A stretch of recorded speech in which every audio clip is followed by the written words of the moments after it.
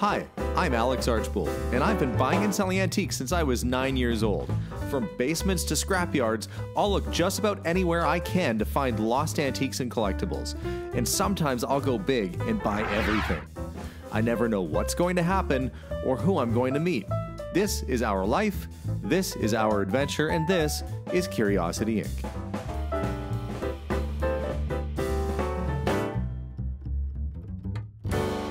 Hey guys, and welcome to today's episode. Today we are touring the Lane Motor Museum in Nashville, Tennessee. They have the biggest collection of weird little European cars, and of course I'm into all that kind of stuff. Being a former Isetta owner myself, I'm excited to walk through the museum and see what they have. Let's go. Here we are. It is little car mecca. Look at this funny little things that they have all over the place. These are the Japanese micro mover displays, what they have on right now. So there's a lot of Japanese little cars around here. So we've got a 72 Honda, a 73 Honda Life van, and it's absolutely tiny. I mean, I shouldn't start off by being amazed by how small these cars are, because this is kind of a micro museum, but I could probably stretch my arms across the entire length of this van. Actually, Heather, you want to film me? Yep. Let's see. I'm not going to touch it. Here, watch your finger. Oh. It is almost almost an arm span. I absolutely love seeing things that I've never seen before. This is a fiberglass body, a 63 DKW. I've owned a DKW. I actually had an Auto Union 1000 SP, which there's probably going to be one of those in here. 1963 fiberglass. That's got to be a very rare and unusual car. It has a very interesting kind of swooped in sides on it. You can see that the top of the fender actually sticks out about a half a foot from the lower part of the fender. I mean, they were trying all sorts of design cues in different styles. Very basic interiors. It looks like it's got a seat out of an MG or something on the side and sort of a bucket here. What are you looking at, Heather? Look at the air cooler. I was wondering what that was. The air would go into this and it would kind of rotate and spit it out a little faster at you. It was like a early form of air conditioning. You ever see the pictures? They had, you could hang your baby out the window too. That's an AC?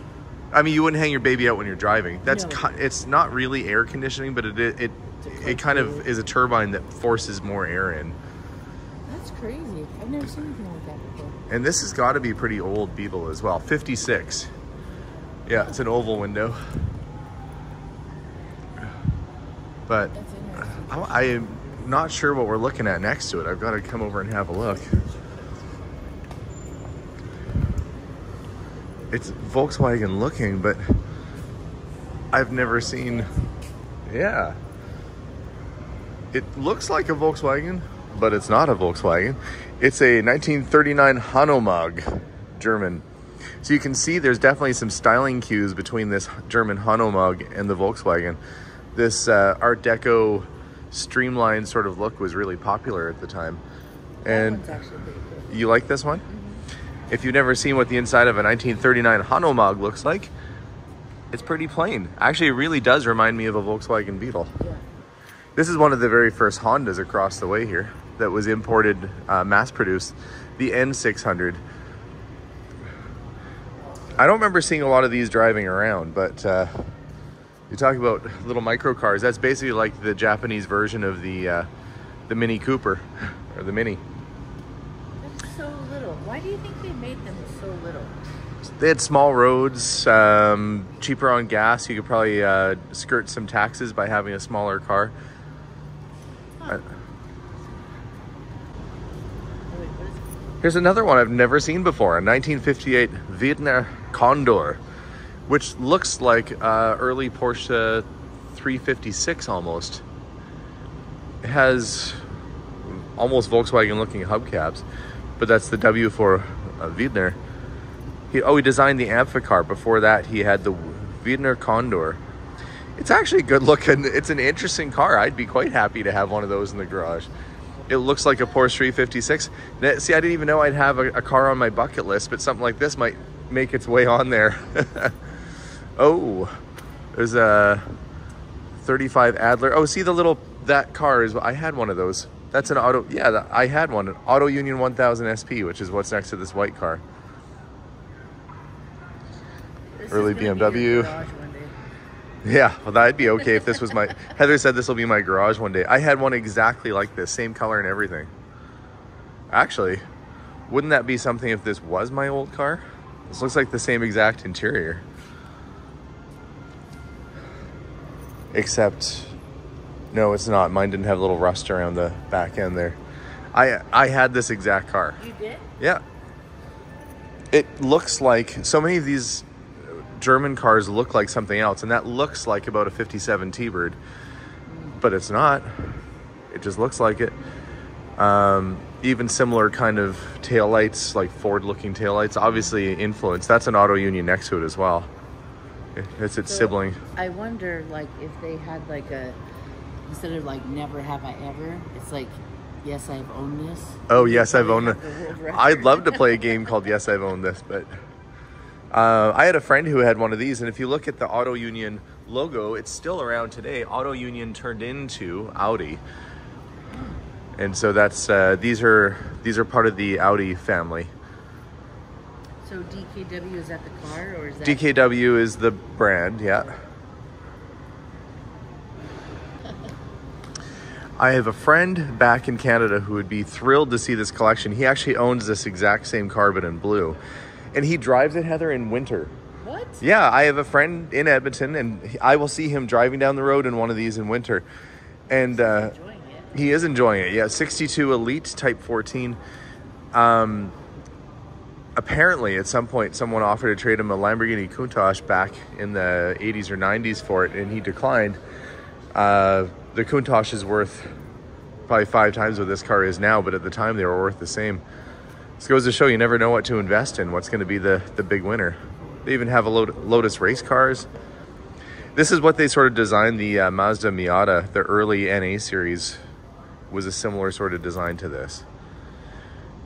So when I see this, it looks like Miata-ish, but really the Miata is trying to emulate a Lotus, even with the pop-up headlights. Oh, yeah. This is a car I've actually seen in books, but never in person. 1957 Aurora.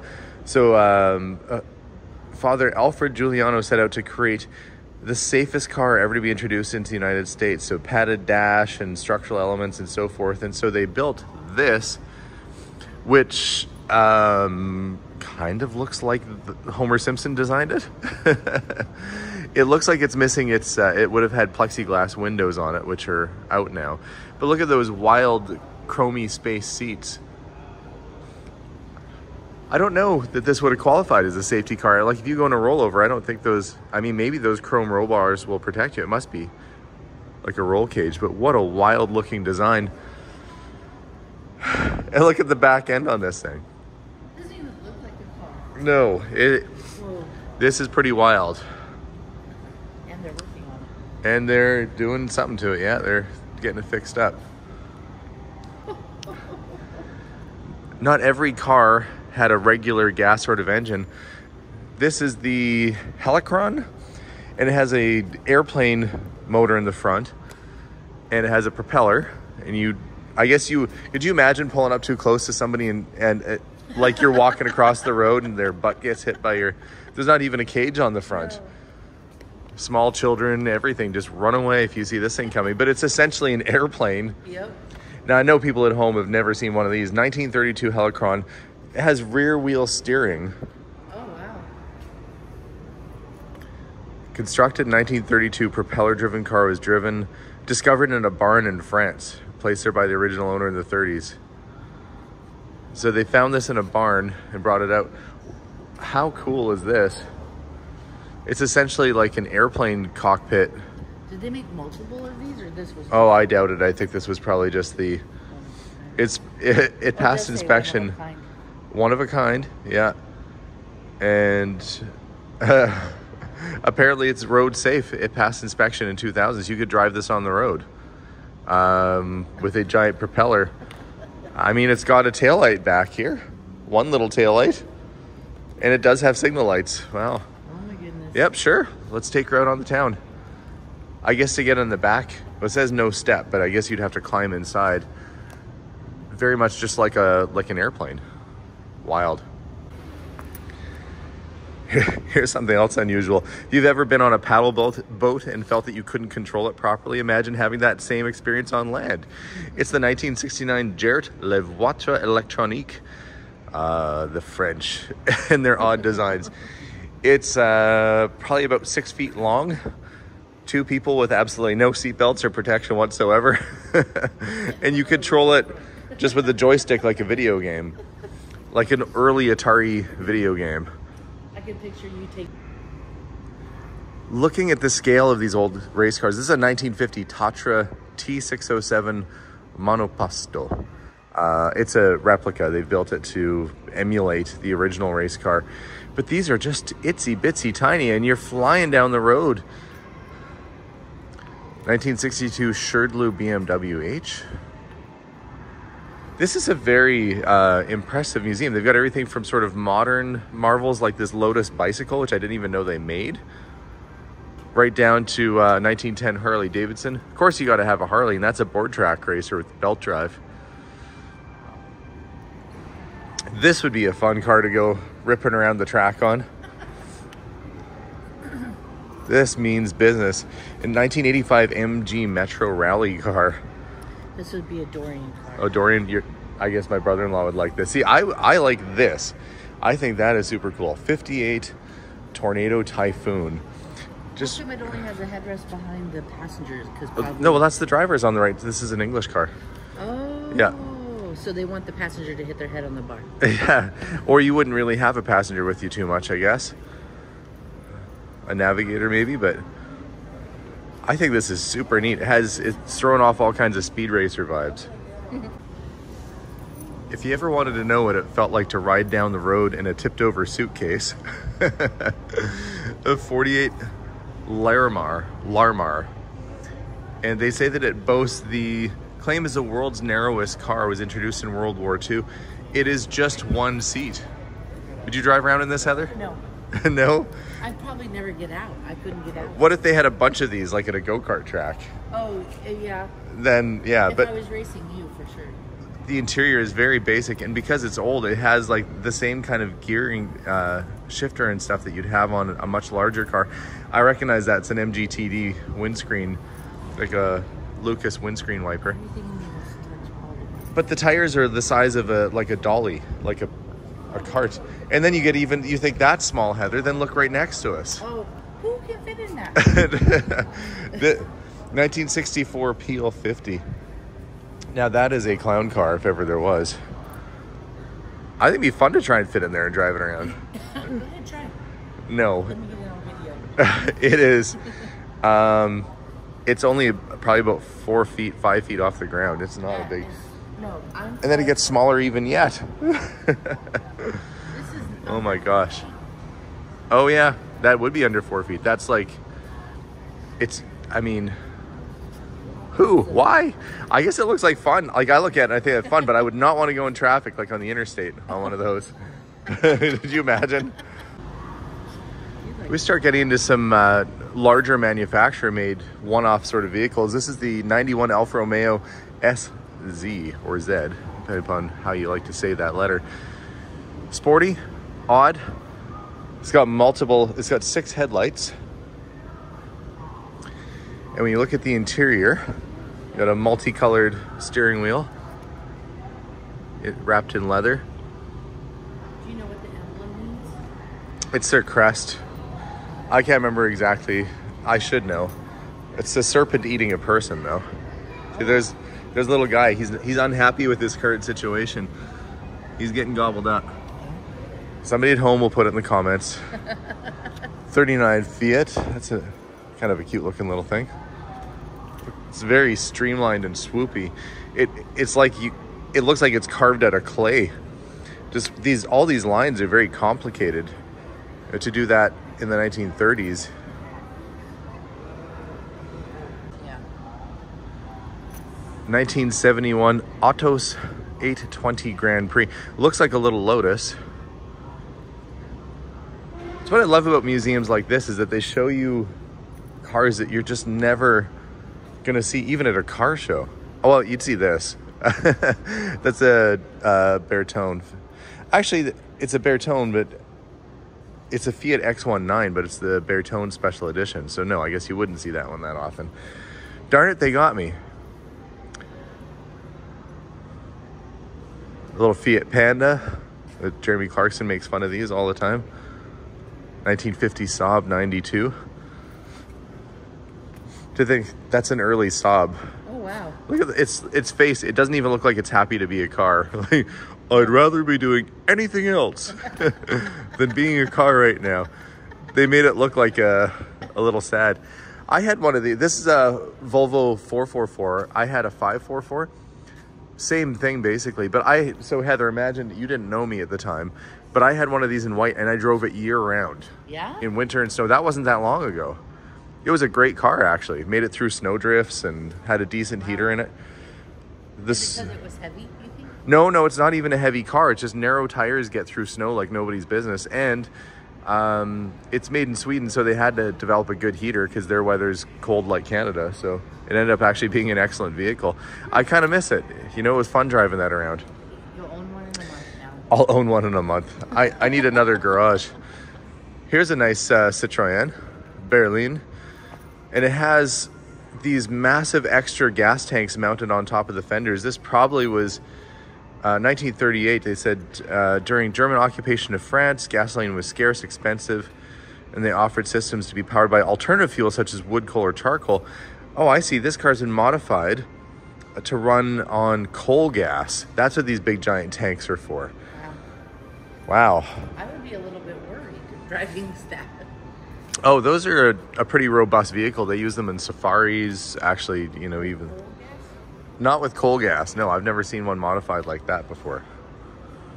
I'm just blown away by everything. I was going to turn the camera off and stop filming and just walk around, but then I thought, if I don't keep the camera rolling, the people at home are going to say, why did you stop when there was this beautiful Citroën? I've had one of these as well. One of these?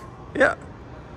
Mine had the directional steering headlights. It was a DS Palais, but this is a similar body style. Simca, cute little convertible. See, and then you get into cars like this. Rene Bonnet, 1964, wraparound windscreen. The windshield is actually completely curved around this tiny little cockpit. And so they have an odd wiper configuration where one is flat and one's almost straight up and down, I guess, to kind of get the coverage on here. Nicely restored. Never seen one before. But this is kind of the oddball weird stuff that I just think is just beautiful and cool. Perspex covered headlights. Just has all the feels of it. I mean, I know it's French, but it kind of feels Italian almost with its design. In the 30s, they were trying to do all sorts of things to make a car more streamlined. You can see they started to angle the windscreen, angle the front ends, have more rounded lines. This was all sort of wind tunnel technology. But with this car, they went to the effort to take what people would have had headlights out here on the fenders, and they've actually moved them inside the grille to reduce the drag. Very aerodynamic. Probably didn't make it any faster whatsoever, but very interesting. George's IRAT 6CV. Nope. Never heard of that. Never heard of that. But there it is. It looks like a combination of an old Jag, like an XKSS and an MG. I still can't believe you fit in that car. Oh gosh. Well, I didn't have a Trojan. What I had was a BMW 600. Actually, I had a nice Seta two-door. This is a four-door. This was like the limousine version, basically. But still, the concept's the same. Handle opens the door towards you. The steering wheel pivots. You crawl in the front.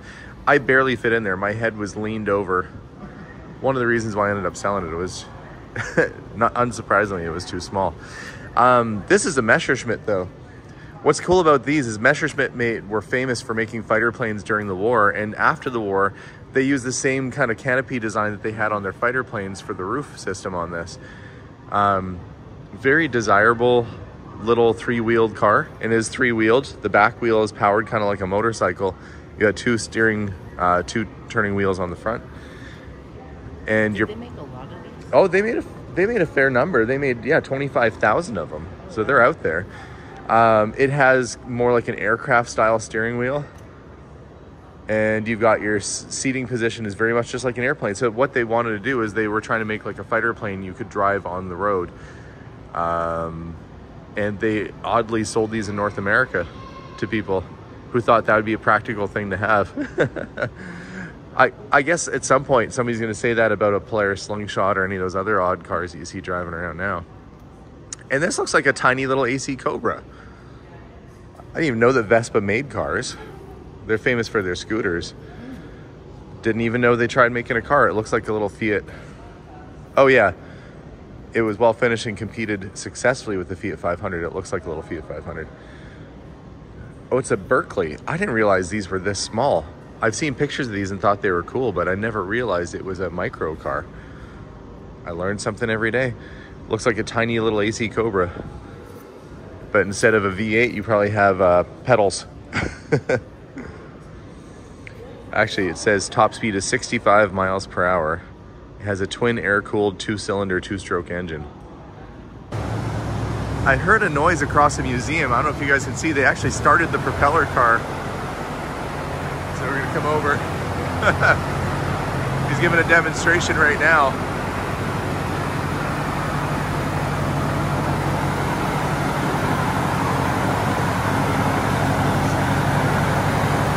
Look at this.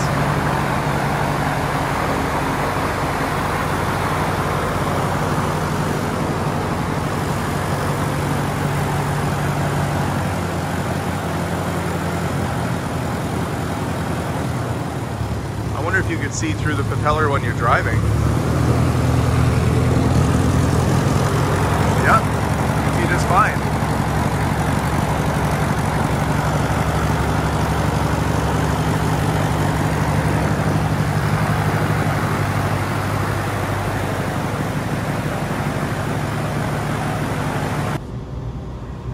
For those of you that watch my channel, you probably saw that we found a Hercules dirt bike in one of our clearouts. This is and I thought it might have been rotary. They made 2 different styles of rotary engines, but that is a rotary engine motorcycle. It looks like they've started it recently too. It's got black exhaust sprayed out on the side. Ingenious sort of design. Not many rotary motorcycles were made. Incredibly rare and unusual thing. Odd that it's in a kind of a car museum, but they have so much other neat stuff in here, it doesn't surprise me at all. We are kind of getting into the streamline section here, and we have a what looks like a big loaf of bread. It's a 1945 Searlsmobile. Wienermobile. It looks, Heather says Wienermobile. No, but look at the, I don't even want to call it an interior, it's more like a cockpit. Big bench seats. It actually seats a lot of people. You could probably put like 5 people. It's like a sofa in the back. You have a lot of unused space at the front. I don't know what that was for. Let's see, what does it say about it? Oh, the doors slide up. Oh, lieutenant in the Army Air Force had an innovative idea stemming from his son why they hadn't designed a more practical door. So he designed a door that slid up like a roller system. This door will go up and over, so you basically hop in, kind of like an early version of a minivan. But you know, you talk about wild looking cars, this is like meet George Jetson right here. Yeah. Look at the back end on this thing. And the chrome bumper that wraps around like this with this sort of reinforcing. That looks like aircraft. It looks like they salvaged that off an aircraft. Kind of looks like a 60s hot rod on the inside. From Denver, Colorado. Oh, it was built in Denver? The 1969 Fascination. Oh, so he had an airplane company. Well, that explains why there's airplane parts on it. and liked the looks of the Airflow and Lincoln Zephyr and decided to build this wild. I mean, he did a very good job. Like, the upholstery's all nicely done. The paint looks good. Look how fast it goes. 130 miles an hour in this. Wow. In this, 130 miles an hour. All right, Heather, hop in. Everybody who sits in this would be very tight, very close together, but I guess there's no real drag. It's another one of those sort of airplane things. But I have always, and I'm actually excited to see this, I've always thought these Tatras were kind of cool. This was a production vehicle, and you could find and buy and drive these things. And it's just absolutely incredible sort of Art Deco design. Never seen one in person. I keep saying that because I think almost every car in here I've never seen in person before. Heather came and tapped me on the shoulder because she said, you got to see this car. The 1961 Futura Waimea. And the door is kind of back here. It looks like a normal station wagon. If you were driving behind this, you would probably think you're behind some just regular weird 1960s station wagon until you get to the front. Has 1 row, 2 row. That is like neon green or pea green suede leather interior. But the driver sits square dead in the middle. Amelia Island Concours d'Elegance. He's got his little solar powered hula girl there, but the driver sits right in the middle, and it looks like it has a swiveling chair, so you can crawl in, swivel yourself into position and start driving. Sunroof over top, steering wheel down the center. Put the whole family in there. Kind of neat. But you know, this isn't a toolbox behind us, Heather. You know what this is? No. It's a car. What? Yeah, it's a drag race car. This is just the body. Look, there's the engine. What? That's crazy. Yeah, they built a giant toolbox around a vehicle. So you can watch a toolbox go driving down the road. This is much cooler than a hot dog.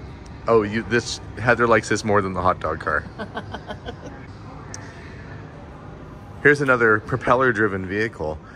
But what I'm looking at is that the sort of deflector on the back, or the support for the back seat, is actually a really valuable porcelain Goodyear tire sign. I mean, not that this thing isn't cool with its aircraft bits and pieces, but a porcelain sign. Oh, and the piano pedal car, which looks like a medieval. If you told me that like a Viking built a car, I would assume that's what it would look like. It looks like an overturned boat. I was going to say it's probably what it was. And I didn't even know how you get in there. You sit down and pedal. You got a little spot to look through. But this is a pedal powered.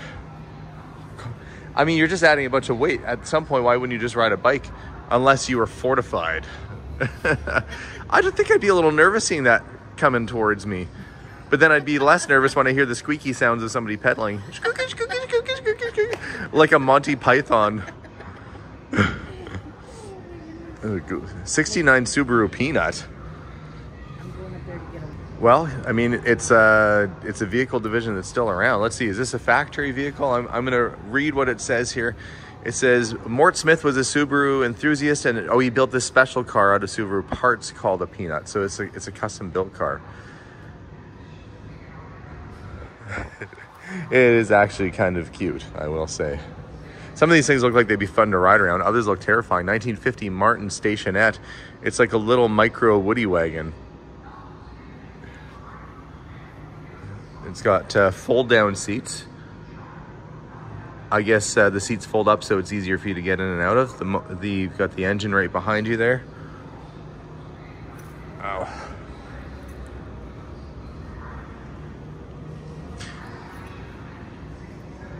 Oh, so he's built a few cars. 1928 Martin Aerodynamic. Aerodynamic Auto, custom built by Martin Aeroplane Factory, Garden City, New York. Well, hey. I guess, you know, why not experiment and have a little fun? 1945 Ericsson Streamliner. It seems to me that probably every time the weirdest car that you've ever heard of came up for sale, this museum probably scooped it up. Because where on earth? I mean, this was probably sitting outside for a bit. The plexiglass is cracked and damaged, but the interior is pretty well all there. 46 Houston Rocket. Polished aluminum body. Very simple dashboard. It's just phenomenal, the stuff that people will put together and build and create. I mean, geez, every time I go to walk in one direction, there's something else even more wild. Oh, this was built in 1999. It's a canvas vehicle. Canvas and alligator skin? The 1999 Lapin Agile. Canvas-bodied roadster.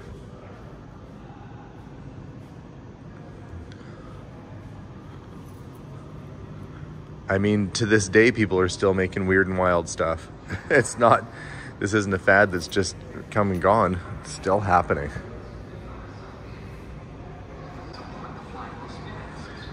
If you ever wonder what your dad's up to in the garage, sometimes you gotta ask questions because he might be making something like this.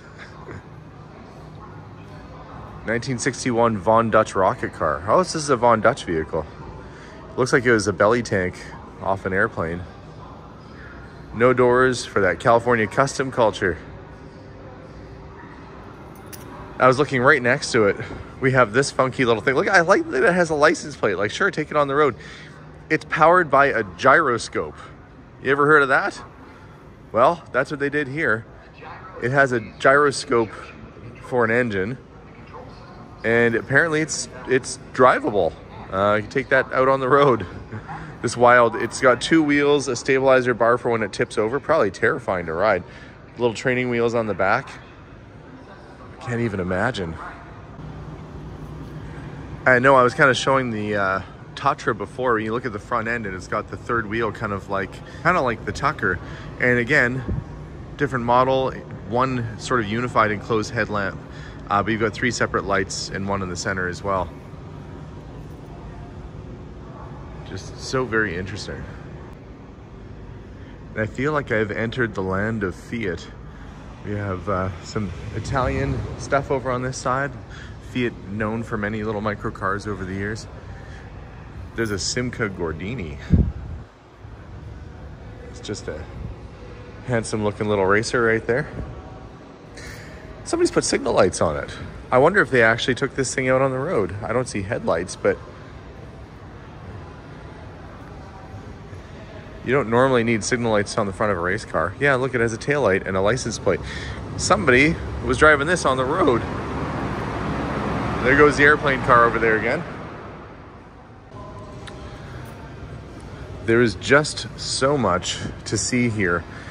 If you are into cars at all,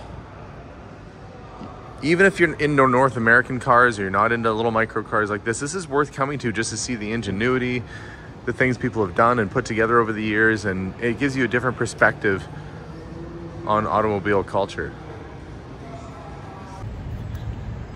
I wasn't sure we were going to stop here today, but I have to admit that's one of the more interesting automotive museums I've probably ever been in. And the best part is, right when you think the museum is done and you've walked through it, there's more where you park your car. So let's go have a look and see what they have in the outdoor exhibit. So when you come, you get to park inside of this big sort of covered parkade area, which I guess is, this used to be a bread factory, a bakery at one point.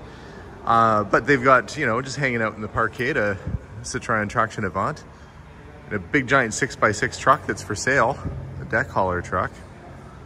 Not that I need that, that thing is massive.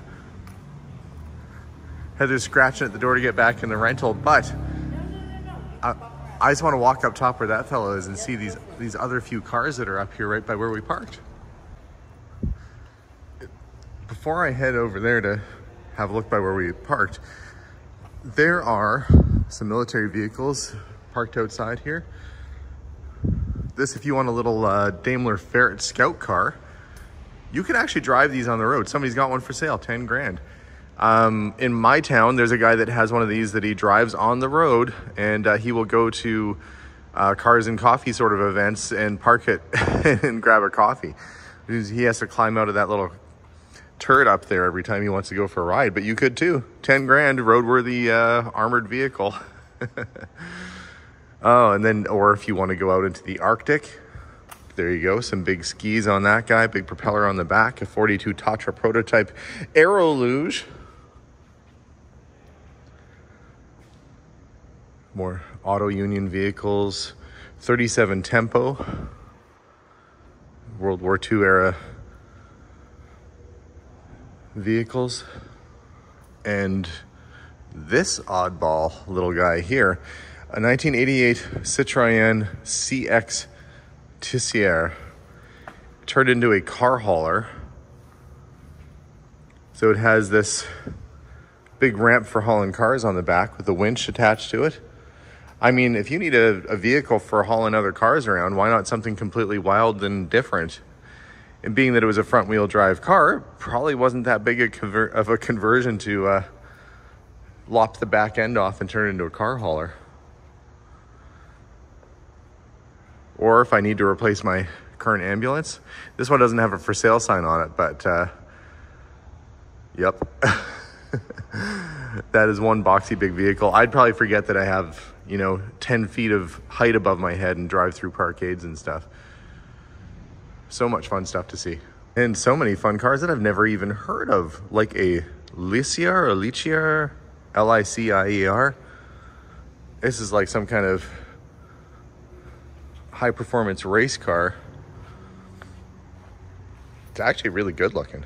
I have never seen one before, so I can't tell you a whole lot about it. There's no plaque or information on it, but just hanging out, parked next to a dented up van.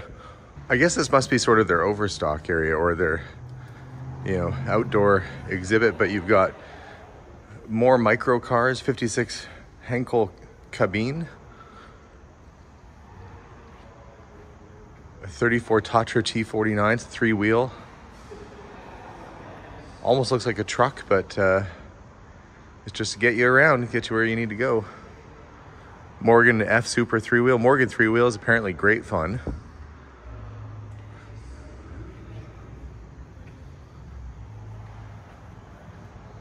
Little 3-wheel car, and then we've got another 3-wheel. This is a Reliant Regal. Some of you might recognize this car from Mr. Bean. This is the exact type of car that Mr. Bean kept running off the road every chance he got. They're 3-wheel, so very tippy. And if I recall, Jeremy Clarkson also did an episode where he was driving around one of these and kept rolling it over at any given chance. Not super practical.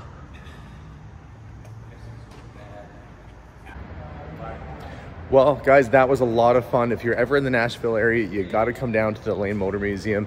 You're going to see things you've never seen before. I'm a car guy, and 99% of the stuff here I've never seen in my life. It's amazing. It's fun. Come down and check it out. It's easy to get to, just minutes off of downtown, and great trip. So, guys, thank you very much for watching. We'll see you all very soon. Check out the museum if you have a chance, but as always, bye for now. Bye, guys.